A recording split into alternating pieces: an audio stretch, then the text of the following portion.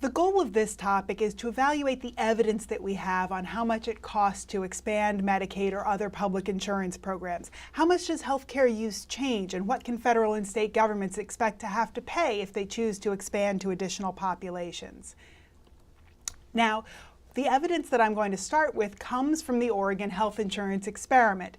As mentioned, the Oregon Health Insurance Experiment takes advantage of an expansion in Oregon that was allocated by lottery. There were 90,000 people on a waiting list. 10,000 people gained insurance through the lottery by the luck of the draw.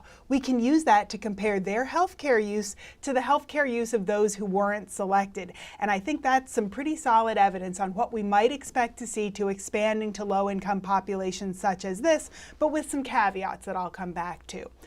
In terms of utilization, we saw that healthcare use increased across the boards. When people got Medicaid through the lottery, they used more doctor's office visits, they used more prescription drugs, they also went to the hospital more. And that may have been surprising to some policymakers.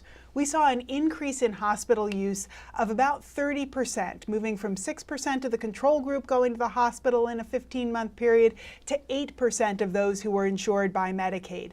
Now, these increases in utilization or in hospitalizations came not just through emergency department admissions or admissions where people were sent to the emergency department and from there went to the hospital. Rather, we saw bigger increases in hospitalizations that were not through the emergency department, where, for example, the person went to a physician, the physician found some problem that needed treatment, and the patient was then admitted to the hospital.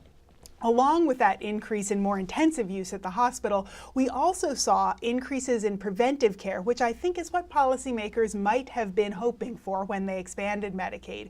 We saw increases in the use of colonoscopy, screening blood for high cholesterol, mammograms, pap smears. These are all recommended preventive care, and we did see substantial increases in that kind of utilization, along with a 50% increase in doctor's office visits and a big increase in people saying that they had a doctor who was their doctor, that they had a usual source of care that wasn't a clinic, that they got all of the health care that they needed, and that they got health care that they reported to be of higher quality.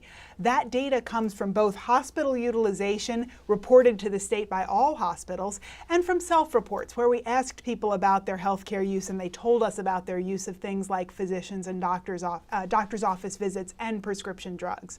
So that gives us a pretty good picture of the increase in utilization, along with one other, I think, much more surprising finding, and that's that when people gained access to Medicaid through the lottery, they were also much more likely to go to the emergency department.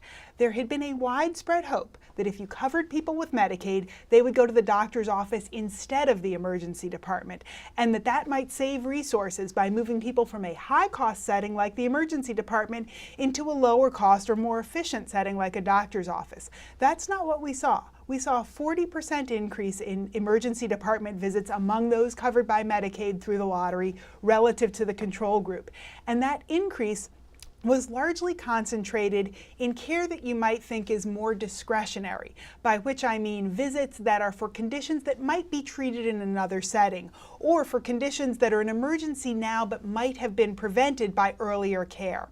An example of this type of care you might consider is something like a patient sitting at home with a sprained ankle that might be broken, and the patient needs to decide whether to go to the emergency department or not. A patient who's insured is much more likely to go in that circumstance. And this is an opportunity to add some information to the debate about patient decision-making when going to the emergency department. People may be under the misperception that emergency departments are not able to turn away patients who are uninsured who need critical care, and that means that they don't charge those patients for their care. That's not true. Patients usually face a high bill when they go to the emergency department, and that's a reason that patients might be hesitant to go if they don't absolutely need the emergency care at that moment. Physicians also may refer patients to the emergency department rather than strictly substituting for the emergency department, and patients may be more likely to follow up on that advice if they're insured and don't fear the bill that they would face otherwise. When you put together this increased utilization in emergency department care, hospital use, physician visits, prescription drugs, that suggests about a 25 to 35% increase in utilization when people gain access to Medicaid, rather than, as some might have hoped, a decrease in total utilization. This is consistent with the idea that insurance subsidizes healthcare use. This increases healthcare use by patients who would otherwise fear getting the high bill or not be able to afford the care. This increase in use that we see when patients face subsidized prices for health insurance, for health care rather, is called moral hazard, although there's nothing really moral about it. All it says is that when insurance provides benefits that make it more affordable to use care, people use more care.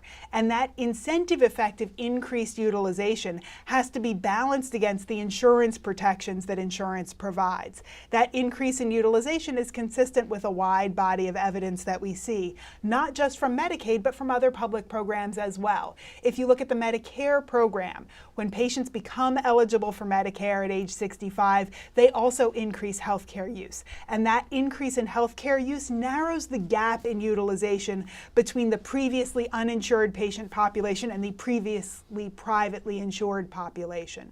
This is also an important broader effect to consider, that when you expand to millions of people at the same moment, their healthcare use might be different. Studies of the advent of Medicare in 1965 show that healthcare use on a population level increased substantially more than you might have expected if you just considered each person individually. And this is because when you expand health insurance to a big share of the population at the same time, hospitals may invest more in equipment, modes of care may change more broadly, so that the system level or general equilibrium effects may be even greater than you would think if you just looked at individual patients. You might wonder whether the increase in utilization we saw for Medicaid patients in Oregon in the first 2 years would persist in the long run. Maybe it takes some time for patients to change utilization patterns, or maybe it takes some time for health needs to change enough to show up in utilization. That's possible. The Oregon study only looked at the first couple of years. Some of the Medicare studies looked over longer time horizons and saw even bigger increases in utilization, but it's not clear whether longer run effects of expansion under, for example, the Affordable Care Act might be different, or whether expanding to a bigger share of the population might generate different results. The Oregon population was 10,000 newly insured people. That's a lot of people, but it's small relative to the total population of Oregon, or even to the uninsured or Medicaid-covered populations in Oregon. So those effects might be different. It's also important to figure out what the goal of expanding the program is and what metric of success you'd like to use in evaluating it.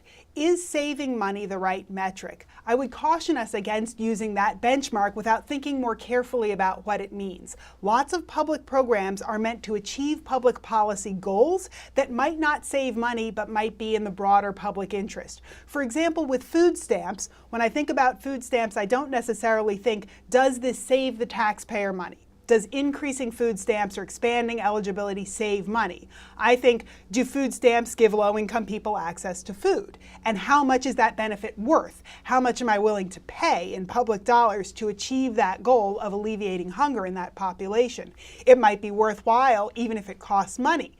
In evaluating Medicaid, you want to think about whether the costs of the program are warranted by the benefits received by beneficiaries. Even if the costs are positive, even if the program doesn't save money, it might be worthwhile if it generates enough benefits for beneficiaries, or it might not. But that's the metric that I would use to evaluate the program, not necessarily whether it saves money.